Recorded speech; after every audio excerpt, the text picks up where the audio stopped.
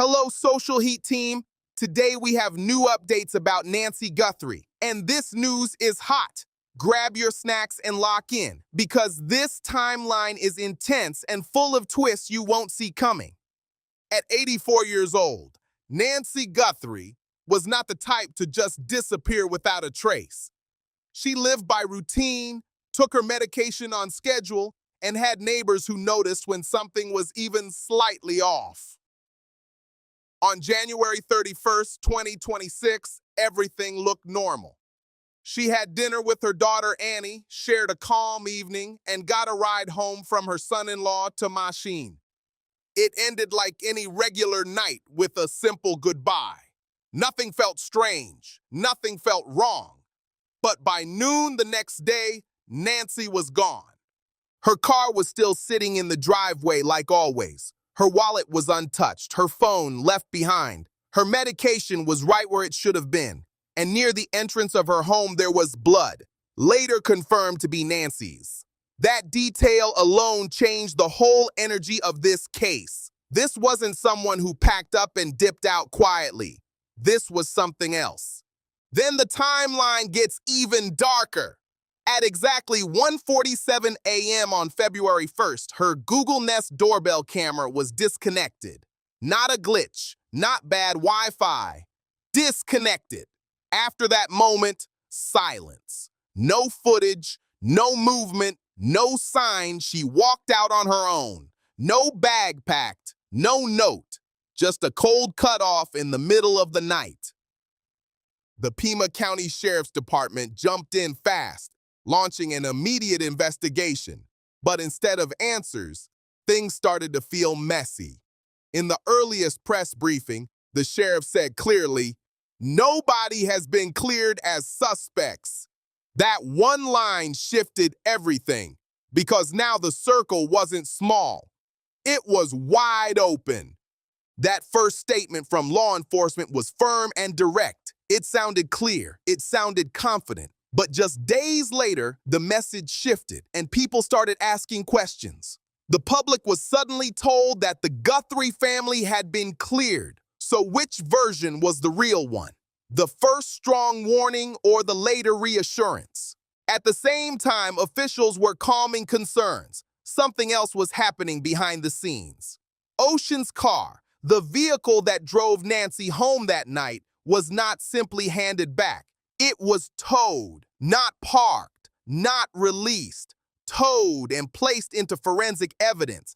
And as of the latest update, it is still there. That detail stands out in a big way. Now, to be fair, investigations often hold vehicles and other items for standard procedure. That alone does not prove guilt. Evidence processing can take time. But in high-profile cases like this, perception moves faster than paperwork. People see a car held for testing and questions explode across social media. Then the media stepped in and turned up the heat. Journalist Ashley Banfield reported that an impeccable source identified Tommaso as a prime suspect early in the investigation. That report was never formally confirmed by law enforcement. But here is the twist. It was never directly denied either. That left the public stuck between two stories. Officially, no suspect. Unofficially, intense scrutiny. Soon after, commentator Medj and Kelly added their voices, saying it would be inappropriate not to closely examine the last person known to see Nancy alive. And just like that, the spotlight grew even brighter. And this is where the case gets complicated fast. Looking closely at the last person who had contact with Nancy is basic investigative logic. It's not an accusation, it's protocol. Detectives always start with proximity, timeline, and access. But in the public eye, scrutiny can feel like a verdict, even when no charges have been filed. That pressure alone can change how people see everything. Now add this detail to the mix. 8 months before Nancy disappeared, Tommaso signed a durable power of attorney document naming his wife Annie as his financial agent. On its own, that document is not strange at all. Power of attorney arrangements are common planning tools, especially for families thinking ahead. But when a disappearance turns into a possible crime investigation, timing suddenly grabs attention. People start asking if it means something, or if it's just a coincidence that looks dramatic on paper. Then there's Dominic Evans, a bandmate of Tommaso, who became a target of online speculation. Why? Because some viewers thought he resembled a masked figure caught on surveillance footage. That alone sparked a wave of internet theories. The sheriff publicly stated that Evans had not been cleared. But again, not being cleared does not mean being charged. Those are two very different legal positions, even if social media blurs the line. Meanwhile, forensic evidence started telling a completely different story. Gloves were found near the scene. Material was recovered inside the home. DNA testing revealed a genetic profile belonging to an unknown male, not matching Tommaso, not matching anyone in the Guthrie family, not matching anyone in the FBI database. That detail shifts the spotlight in a major way. And this is where the narrative splits. Circumstantially, some elements point inward: proximity, access, timeline. But biologically, the strongest evidence points outward. An unidentified male's DNA sitting at the crime scene raises a powerful question. What carries more weight, behavioral suspicion or hard forensic science? The family, for their part, has publicly cooperated throughout the investigation. The family has publicly offered a $1 million reward for information leading to answers. That is not a small move. Investigators are still processing evidence. Nancy is still missing. And the car, it remains in forensic custody. So here's the tension everyone keeps circling. If law enforcement publicly clears a family, yet keeps their vehicle and continues active testing, is that a contradiction? Or is it strategy playing out behind closed doors? The bigger question might be this: are we watching a case where public perception is clouding the evidence, or one where the evidence is slowly reshaping perception? In disappearances like this, the loudest theory is not always the strongest one. And through all the noise, one fact remains: Nancy Guthrie is still missing. When cases slow down, investigators lean hard on science. And in Nancy's disappearance, science introduced a twist no one saw coming. DNA recovered from gloves found near the residence. DNA pulled from material inside the home. Not partial, not inconclusive, a clear profile, an unknown male, not matching Tommaso, not matching anyone in the Guthrie family, not matching anything in the FBI database. That detail shifts the gravity of the entire case. DNA at a scene where confirmed blood was found is not random background. Presence means presence, and presence demands an explanation. If someone inside the family were responsible, investigators would typically expect some biological crossover. Transfer evidence, trace indicators, something tying directly together. Instead, the most direct forensic signature belongs to someone else entirely. That is a major complication. Then comes the digital trail. Investigators revealed that address searches connected to Nancy's home began approximately 7 months before her disappearance. And that timeline opens up a whole new layer of questions. 7 months. Let that sink in for a second.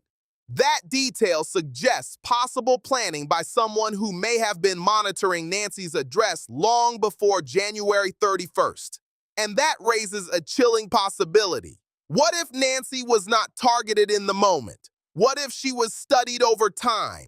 That angle lines up more closely with the unknown DNA profile than with a sudden domestic situation. And yet, Tommaso's vehicle remains in evidence, still being processed, still not returned. For some viewers, that single fact keeps suspicion alive. They look at the car and think it must mean something major. But here's the reality. Forensic timelines can stretch for months in active investigations. Vehicles often go through repeated rounds of testing. Trace fibers, fluids, soil comparison, microscopic particles. Each layer takes time. Holding a car does not equal proof of wrongdoing. It equals procedure. Still, the optics are complicated. The Pima County Sheriff's Department has made it clear that the investigation is active. They have not named a suspect. They have not formally identified a person of interest. That kind of ambiguity creates a vacuum, and vacuums invite speculation fast. Online investigators start breaking down interviews, studying body language, digging up old documents, and re-examining past connections. Every detail gets magnified. But here's the uncomfortable truth. Speculation moves faster than lab results. And lab results do not care about popular opinion. They care about molecules. Right now, the strongest publicly disclosed physical evidence is the unknown male DNA. If that genetic profile does not match the family, then the center of gravity shifts outward in a serious way. And that reframes the big question entirely. If the evidence points elsewhere, why hasn't anyone been charged yet? So now the focus shifts hard to one question. Who is the unidentified male at the scene? And if his DNA is not in CODIS, what does that really imply? Does it mean no prior felony record? Could it be someone from out of state, a first-time offender, or simply someone whose genetic sample has never entered the system? That mystery alone keeps this case wide open. Meanwhile, Nancy is still missing, and absence can become its own kind of evidence. The $1 million reward is still active. The case is still open. The car is still in custody. The DNA is still unmatched. That brings us to the core tension. Circumstantial suspicion versus forensic reality. Proximity can raise eyebrows fast. Biology draws hard lines. If science points one direction and public perception points another, which one should lead? Here's the deeper layer. Is the unknown DNA the key that unlocks everything? Or is it just one fragment of a bigger, more complex truth that investigators are still piecing together? Because sometimes the most dangerous mistake in an investigation is not ignoring evidence. It's interpreting it the wrong way.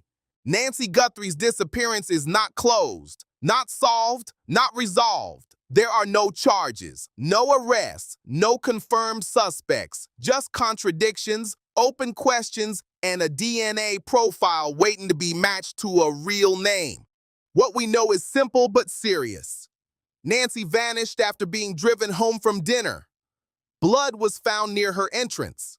Her belongings were left behind. And an unknown male's DNA was recovered at the scene. Those facts are solid. Everything else is still unfolding. The investigation remains active. And the list of what we don't know is just as powerful as what we do. We still don't know who that DNA belongs to. We still don't know why her doorbell camera disconnected. And we still don't know what happened between 1:47 a.m. and noon the next day. That window of time is critical. Until those gaps are filled with verified answers, every single theory out there remains incomplete. Some people focus on the conflicting public statements. Others zero in on the forensic evidence. And then there's the unanswered digital trail that started months before Nancy vanished. Each piece pulls the case in a different direction, but none of them, on their own, close the circle. If you've been following this case closely, which detail stands out to you the most? The timeline shifts, the unmatched DNA, the silence from that camera after 1:47 a.m.? Share your thoughts respectfully in the comments. If you want continued fact-based breakdowns of active investigations where we separate confirmed evidence from speculation, subscribe and stay with us. In cases like this, even the smallest verified detail can shift the entire picture. And Nancy Guthrie still deserves answers. The investigation is still active and the biggest questions are still hanging in the air.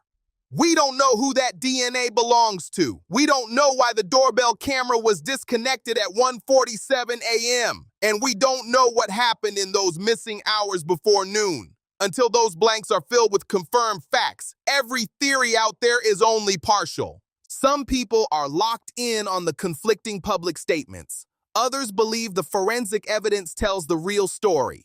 And then there's that digital trail that started months before Nancy disappeared. Each angle adds pressure. Each detail shifts the focus. But none of it has fully closed the case. Nancy Guthrie is still missing. The DNA is still unmatched. The car is still in custody. And the truth is still out there waiting to surface. If you've been following this case, drop your thoughts in the comments and keep it respectful. Make sure you like this video, subscribe to the channel, and turn on notifications so you don't miss the next update. More hot news about Nancy